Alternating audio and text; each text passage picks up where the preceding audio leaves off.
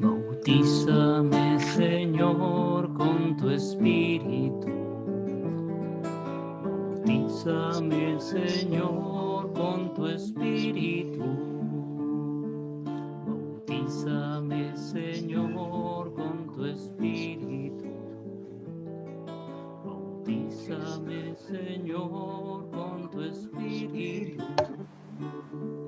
Y déjame sentir el fuego de tu amor aquí en mi corazón, Señor. Y déjame sentir el fuego de tu amor aquí en mi corazón, Señor.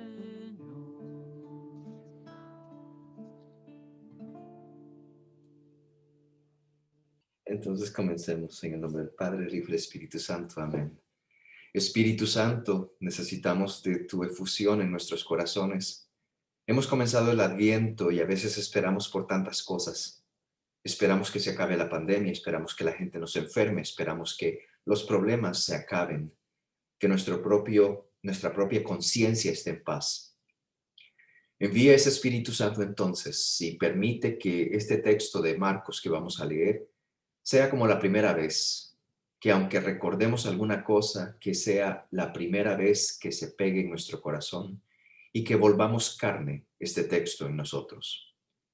Madre María, a ti que te tocó en el diario vivir aceptar el camino de tu Hijo Jesús, ayúdanos, encamínanos para poder entender cómo amar este proceso, el ser cristianos, el dejar que Dios viva y reine en nosotros.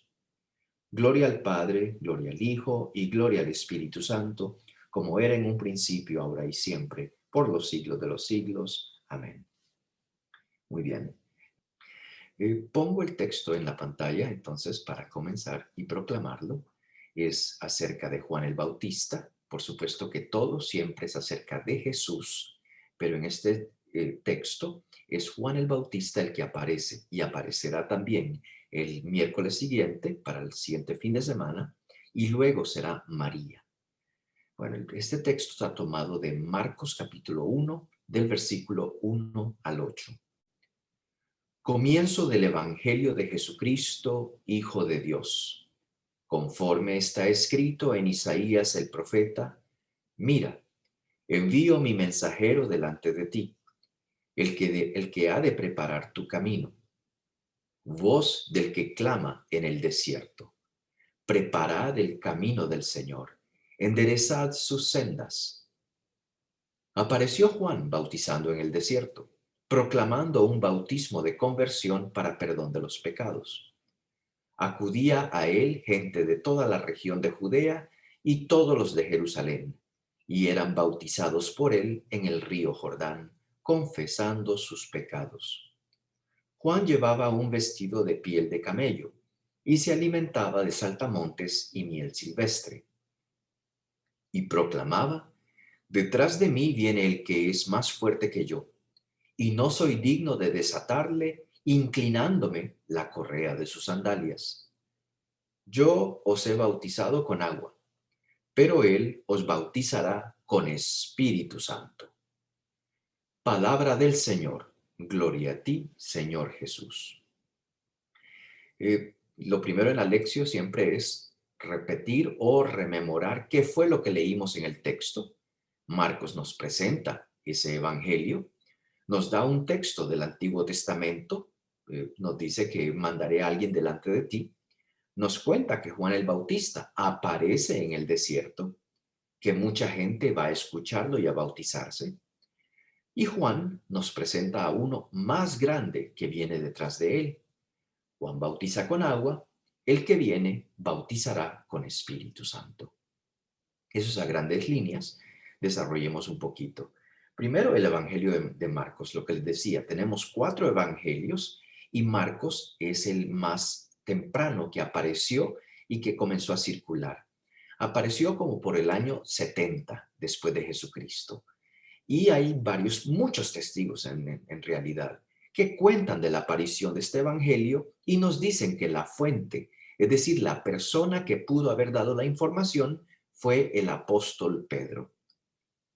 De Marcos tenemos unos 6 u 8 versículos en el Nuevo Testamento, pero nos dan un abrebocas de la personalidad de Marcos.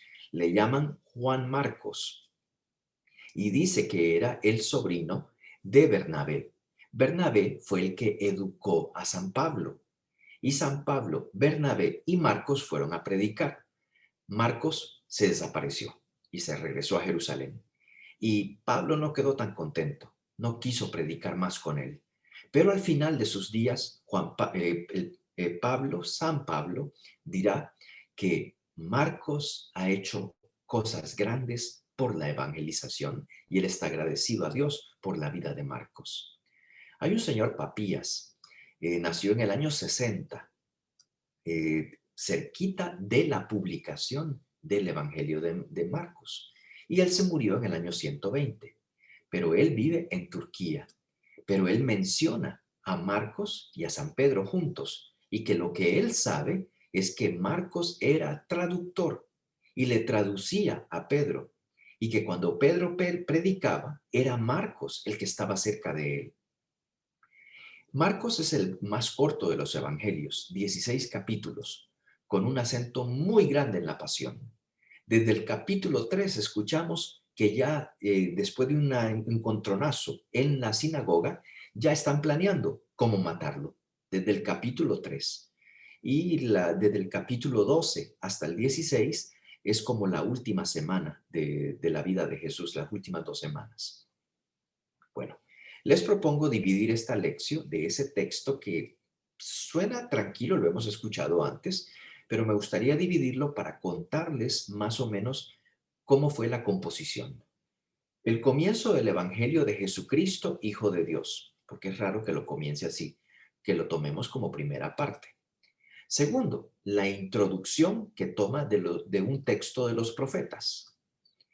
Y luego, tercero, Juan el Bautista, agua, conversión y desatar las sandalias. De esa manera tenemos 3 temas y rápidamente los podemos evacuar para pensar nosotros en de qué nos sirve a nosotros. Bien que podamos desarrollar esto y que Marcos haya sido traductor de Pedro, pero ¿y de qué me sirve a mí en la vida para poder aplicar esto? Lo primero es la introducción. Esta frase, comienzo del Evangelio de Jesucristo, Hijo de Dios, es como lo puso en el versículo 1 el evangelista Marcos. Esto parece que hay una intención muy grande. Primero, la palabra que usa, comienzo. Marcos tuvo mucho cuidado de buscar las palabras para esa primera frase. Da la impresión que este es el título que él quería ponerle al Evangelio. Que si hubiese un título, se llama Comienzo del Evangelio de Jesucristo, Hijo de Dios. Y usted dirá, pero padre, ese nombre de comienzo, ¿cómo va a ser un título? Déjeme explicarle. Resulta que la palabra comienzo la encontramos en el libro del Génesis. Es la primera palabra del libro del Génesis, que nosotros le llamamos en principio. En un principio Dios creó el cielo y la tierra. Pero es la palabra Génesis, quiere decir comienzo. En el comienzo de todo, cuando no existía nada, cuando recién comenzó, Dios creó. Y Marcos entonces va a utilizar la palabra que en la versión griega del Antiguo Testamento va a comenzar con la palabra inicio, comienzo. Esa palabra en griego se dice arché, a veces lo ponen con K, por lo que esta es como una K para nosotros en el desarrollo de la lengua. ¿A qué se les parece? Arquetipo, arquitecto.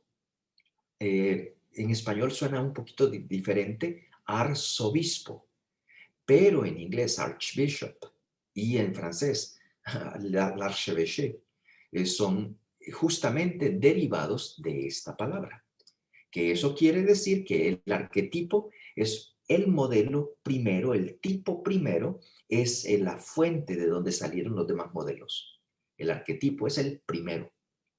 El arquitecto es la persona primera que crea un diseño para que el tectón, es decir, los artesanos, puedan construir algo.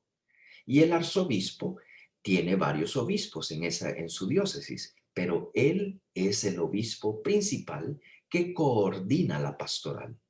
Entonces, este arjé es el comienzo. ¿Qué quiere decir entonces Marcos al ponerlo?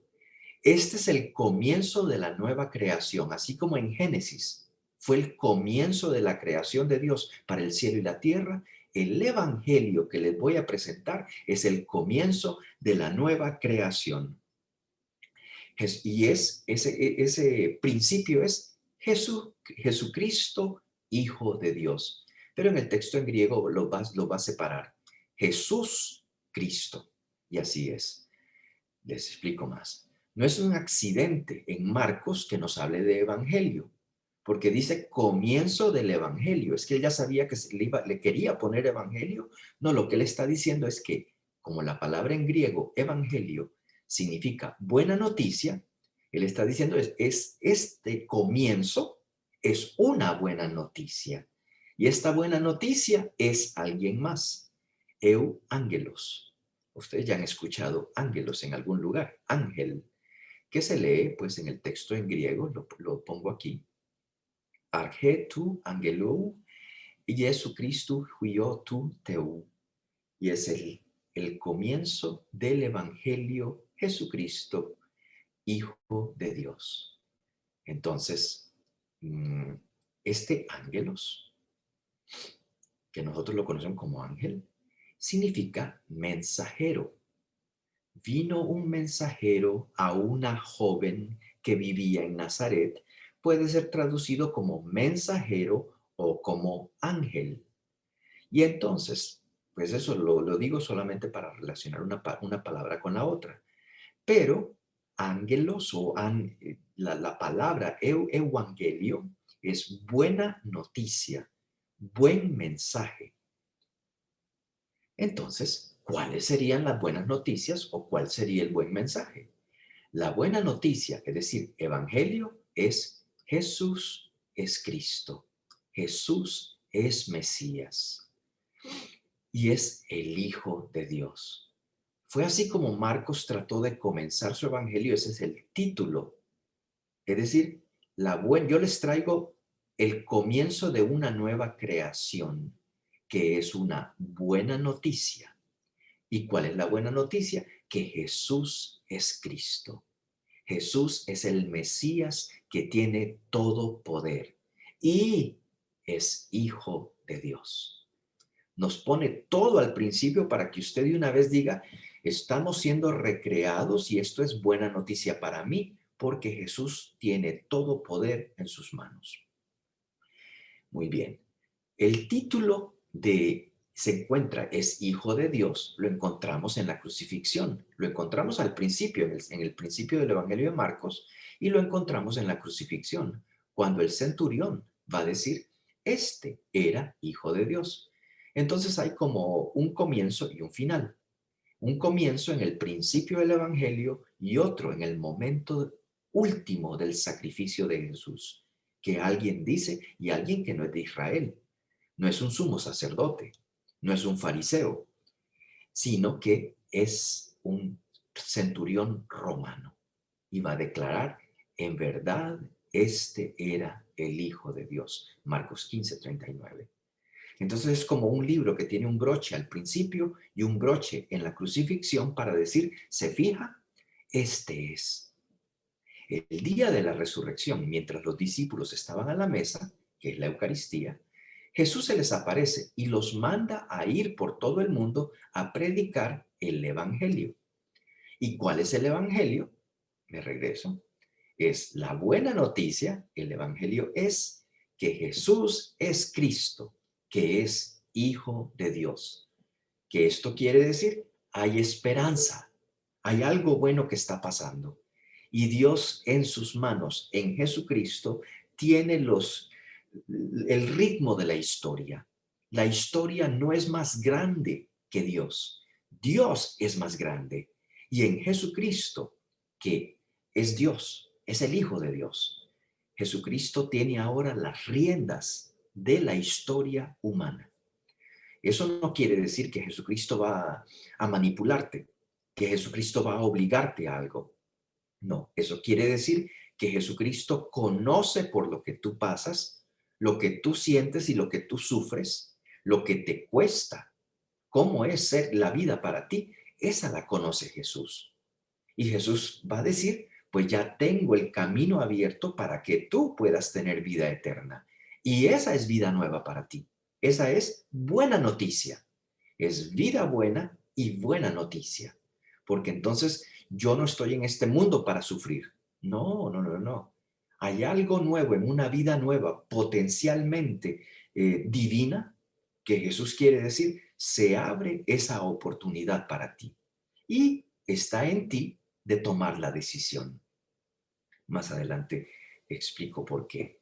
Entonces, el evangelio que los manda a predicar no es el evangelio de Marcos, no es el evangelio de Juan, de Mateo o de Lucas, es el evangelio que es Cristo Jesús, Mesías Jesús, con que todo poder se le ha dado después de la resurrección.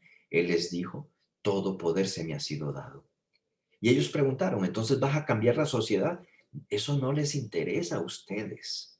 Lo que les interesa es que ustedes tienen capacidad divina ahora y que entonces viviendo una vida en Cristo, ustedes pueden desarrollar quienes realmente ustedes son, hijos de Dios. Entonces, me retrocedo otra vez. La buena noticia, el Evangelio de Cristo Jesús es Mesías, es Hijo de Dios, pero ahora resulta que tú y yo también podemos tener este título. Esa es la buena noticia, que tenemos la libertad de ser quienes queramos en esta vida. Podemos tomar las decisiones que necesitemos tomar, pero el querer de Dios es que tú tengas una vida de Dios, una vida hermosa, una vida completa.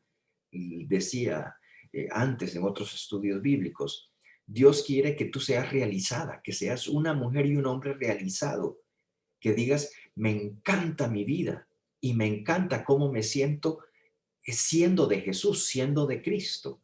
Esa es la buena noticia, que no estamos destinados a la oscuridad, no estamos destinados al dolor eterno, no estamos destinados a una condenación eterna.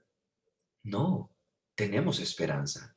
Y la buena noticia es que Jesús abrió el camino y nos está diciendo, yo soy el buen pastor, síganme, vengan, que yo cuido de mis ovejas.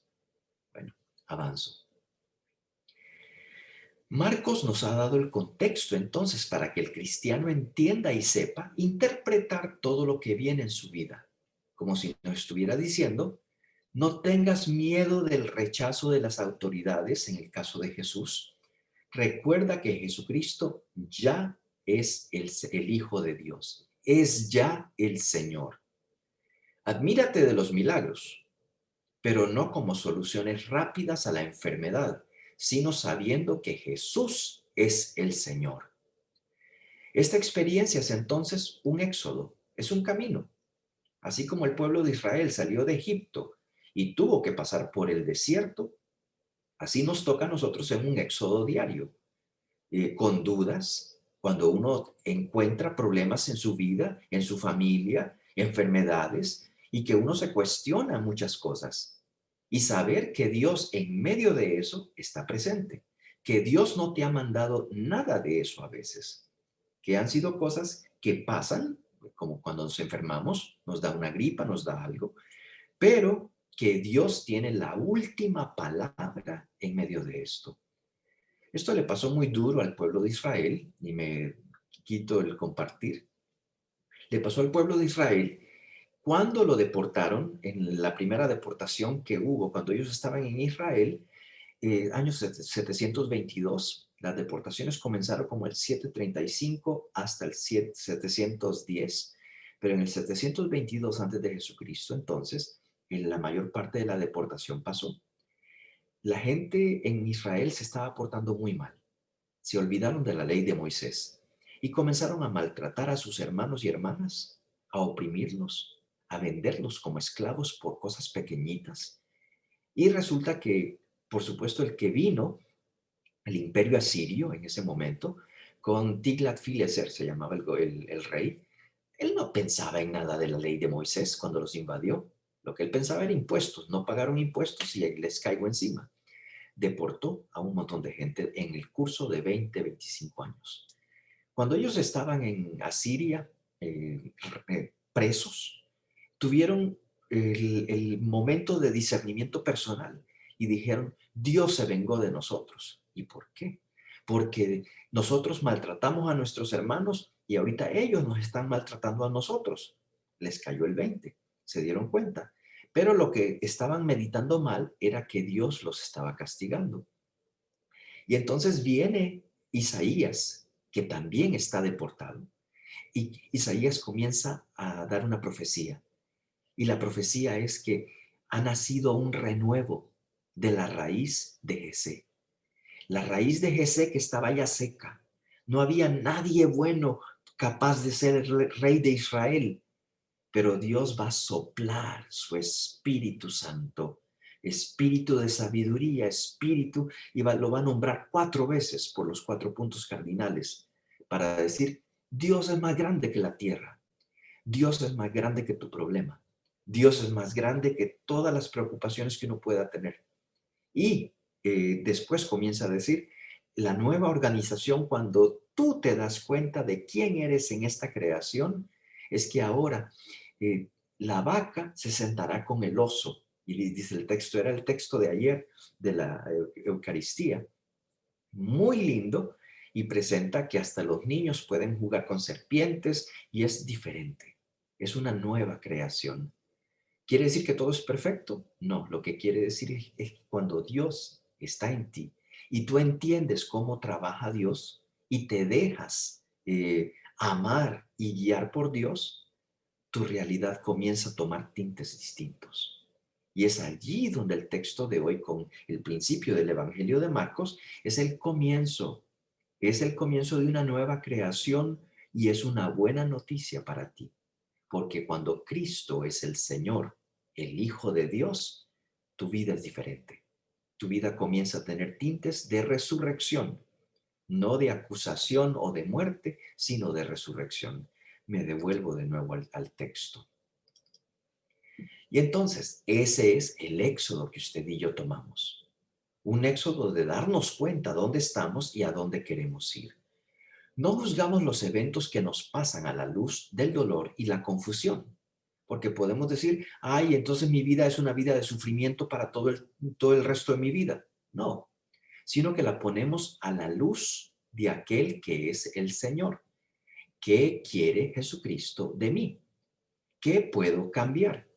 ¿Qué no puedo cambiar y que necesito la claridad del Señor para poder abrazar mis situaciones y que se vuelvan bendición?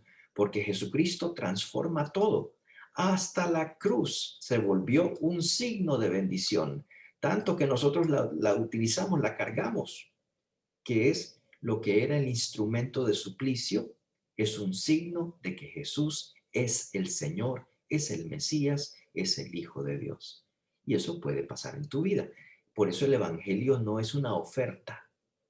El Evangelio es una decisión muy bella en respuesta a un amor misericordioso que es eterno.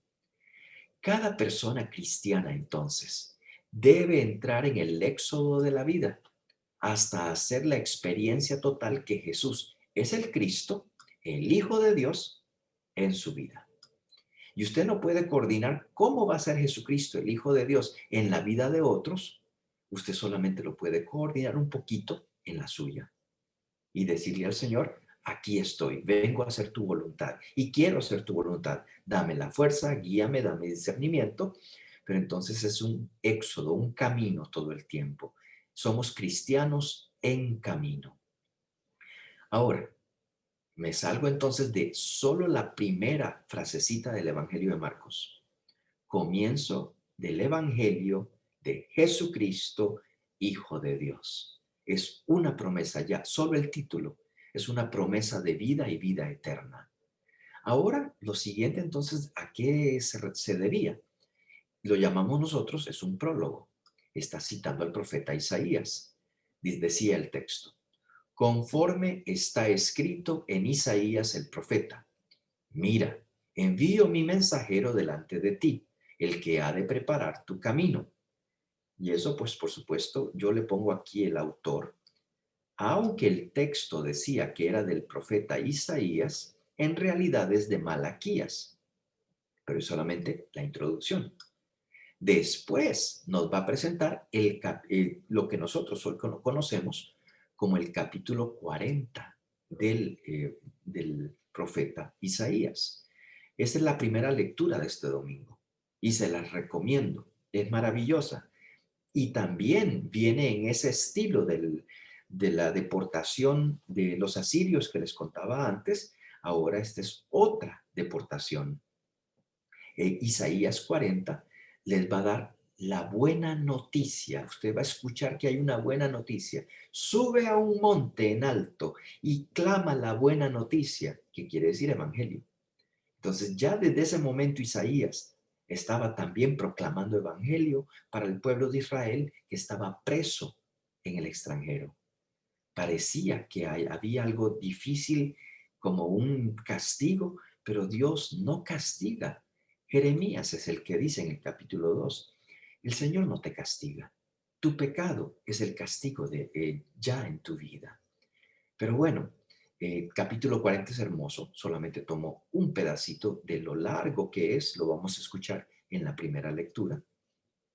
Alza la voz y no temas. Anuncia a los ciudadanos de Judá, que fueron los que estaban deportados. Aquí está su Dios.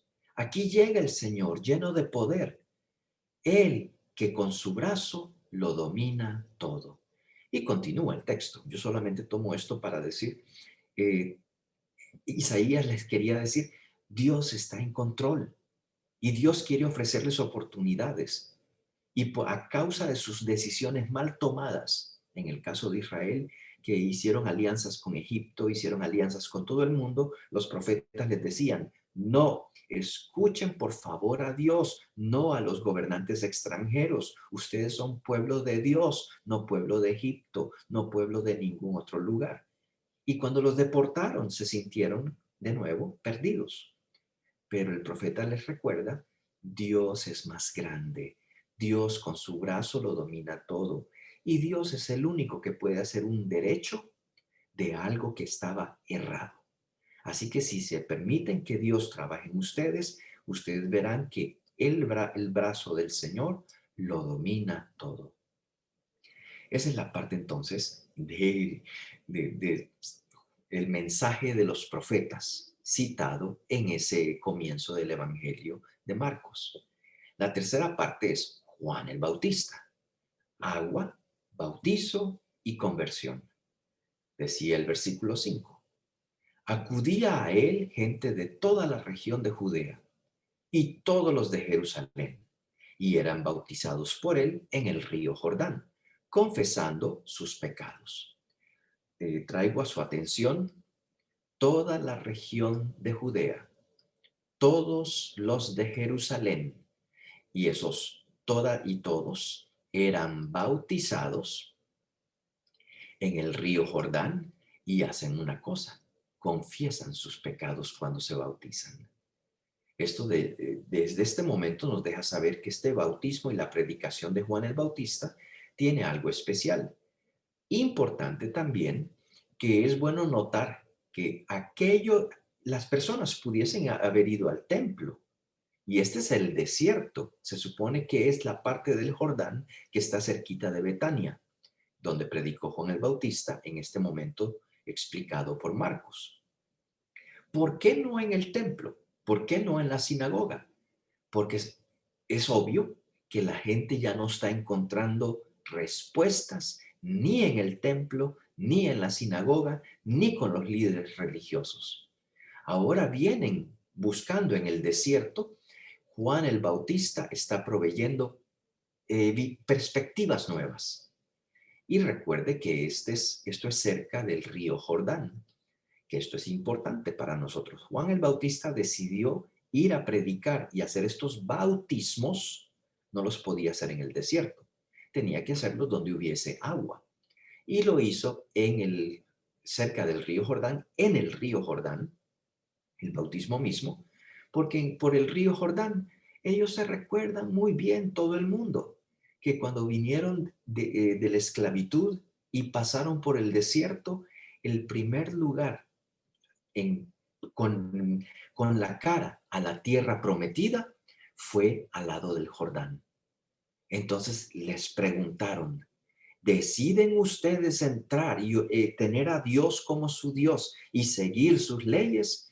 Y ellos decían, sí, optamos por él. Y cuando decían sí, cruzaron el río Jordán. Y lo que quiere Juan el Bautista es eso, que la gente a pie propio, por decisión propia, que confiesen sus pecados y que entonces crucen de nuevo a la tierra prometida, un reentrar a la experiencia. Les hablaba al principio que el cristiano vive en un éxodo, pasando de la esclavitud hasta la libertad plena cuando estemos juntos a Dios. Pero cada día es librarnos de algo, entender algo nuevo, sentir la gracia nueva de Dios.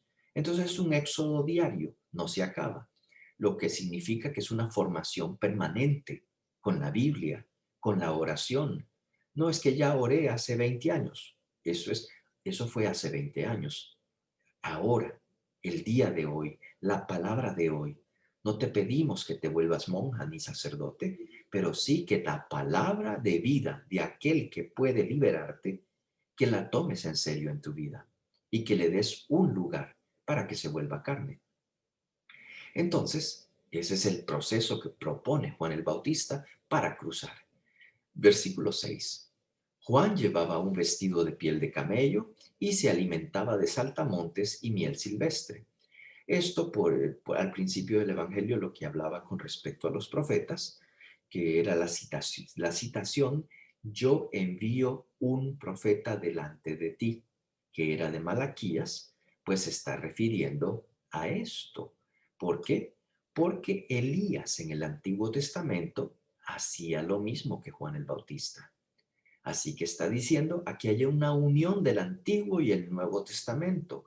Elías en el Antiguo Testamento era la figura que dejaría ver al elegido de Dios, pero le tocó a Juan el Bautista, pero al mismo estilo de Elías. O sea que lo antiguo, el Antiguo Testamento, no está perdido, lo rescata Marcos para decir el Señor es más grande que la historia, pero el Señor redime toda la historia. Yo me avergüenzo de mi pasado. Avergüéncese, sí, pero entréguele su pasado al Señor. Que eso, cualquier cosa que haya pasado, sea un motor fuerte espiritual para que usted ya no le quite poder a eso y que pueda decir, ahora tiene una significación diferente. Entonces es el bautismo en el Espíritu que hace Jesús. Entonces viene uno, yo bautizo con agua, dice Juan, pero Él os bautizará con Espíritu Santo. Es decir, entonces, la historia, la antigüedad, Elías es el comienzo y todavía continúa vigente, pero viene uno más fuerte, que es el Hijo de Dios, es el Jesús Cristo, Él es el comienzo de una vida nueva. Los lavatorios en el templo. En el templo te dicen que te lavan porque tienen unas piscinas especiales en el templo, en el tiempo de Jesús, y te lavan con ritos de purificaciones. Y quedas puro para poder hacer los sacrificios, para entrar al templo, para orar, pero quedas puro por ese instante, después que hiciste los ritos de purificación. Pero después se te acaba. Apenas sale del templo, ya se le acabó la purificación. Juan el Bautista no promete esa clase de purificación. Por eso es que la parte de confesando sus pecados es importante. Uno, porque es decisión propia y es reconocimiento propio. Y lo que Juan el Bautista está diciendo entonces es, mire, usted está cansado de sus pecados, pues tráigalos, confiéselos, grítelos si necesita. Yo lo bautizo pidiendo que la bendición de Dios lo sumerja, lo cuide, lo proteja y que se le caigan esos pecados. Pero el que lo va a terminar completando es el de la buena noticia, es el que recrea todo junto, como el Génesis ahora es Cristo, Jesús, el Hijo de Dios, el que va a terminar. Pero ¿cómo comienza? Con usted. Comienza con que usted confiese sus pecados. Por eso es que él decía, pues otro os bautizará con Espíritu Santo. Él sí completará el proceso. Esta es una confrontación con las debilidades personales. Si vienes aquí, tienes que tener una resolución personal. No venir con, esta es el agua mágica para que la bebo y ya cambié totalmente. Sería una manipulación o te ponen una droga si tú te tomaras algo y cambiaras 100%. Tu esposo o tu esposa diría, ¿qué te pasó? Me lo cambiaron. Claro, pero no te lo cambiaron bien. La conversión es un proceso y es una conversión que ayuda a la familia porque todos comienzan a ver la luz de Dios que va creciendo. Y ese es el bautismo en el Espíritu que ayuda a romper entonces con cualquier cadena que haya al principio. Entonces, vuelvo al proceso de Juan el Bautista.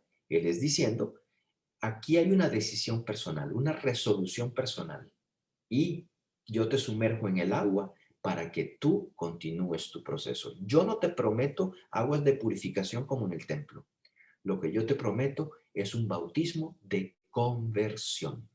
¿Y quién es el que se va a convertir? Tú. Jesús tiene el resto, la gracia, el Espíritu Santo.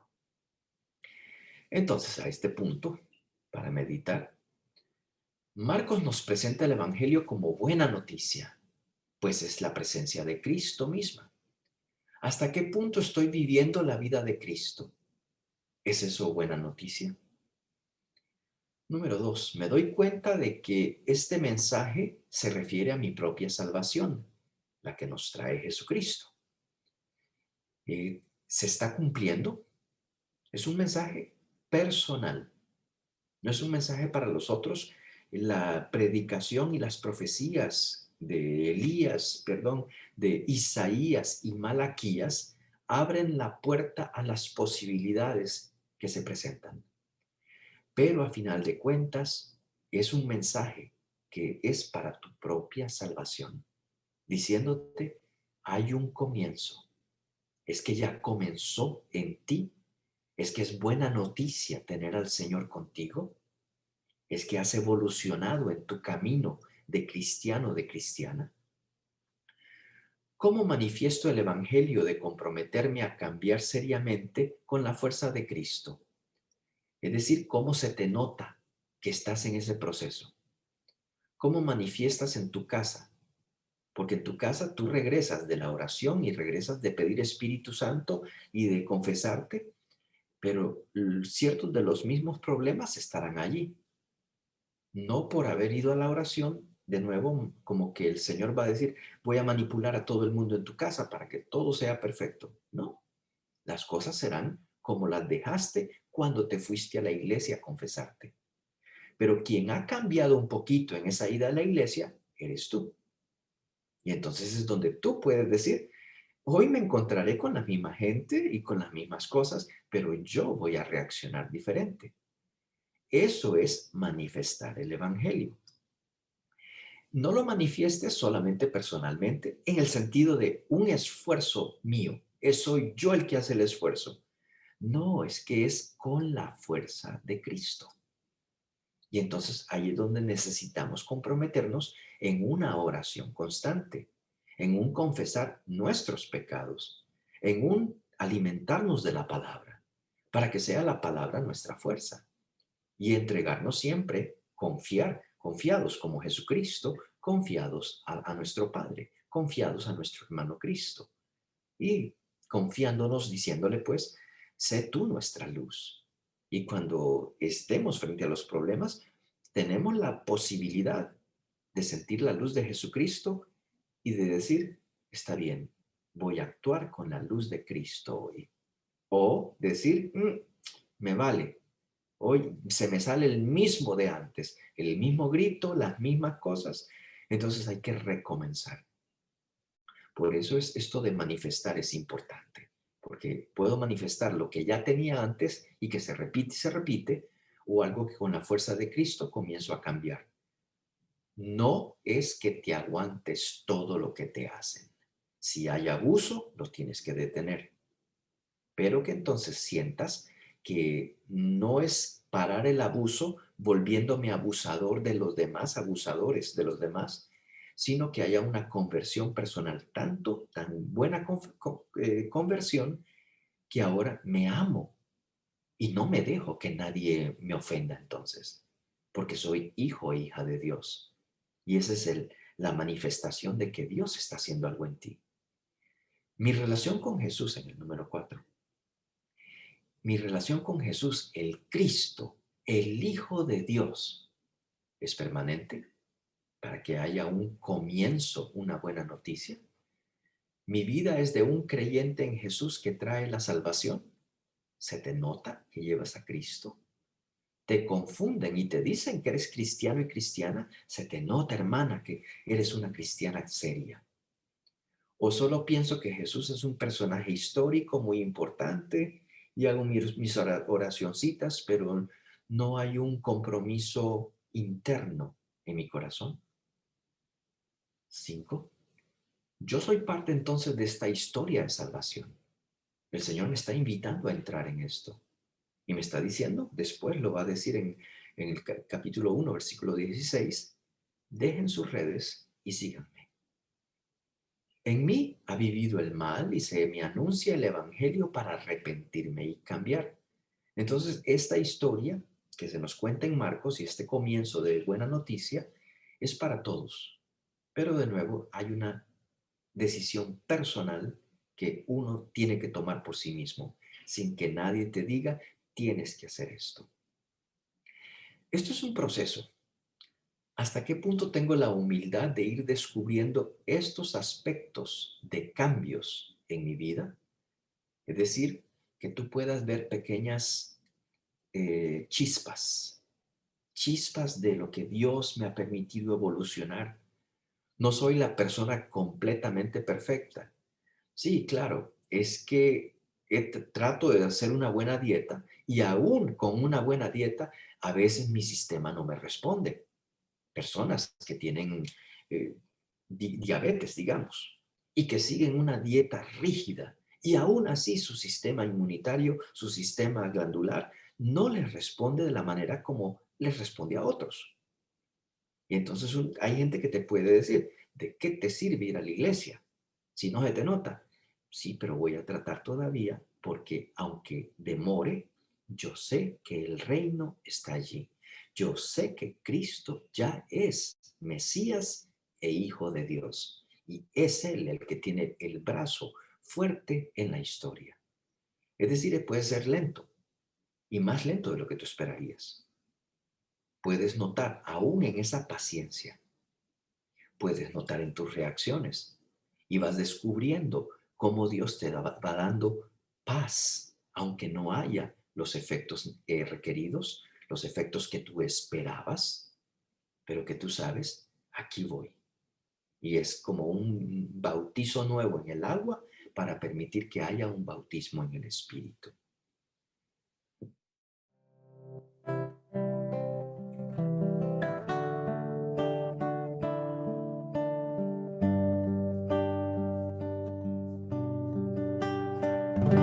El siervo busca por las aguas, así clama mi alma por ti, Señor.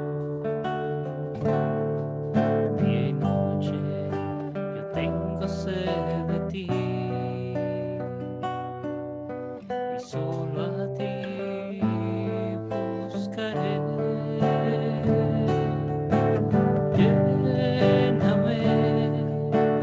Lléname, Señor, dame más.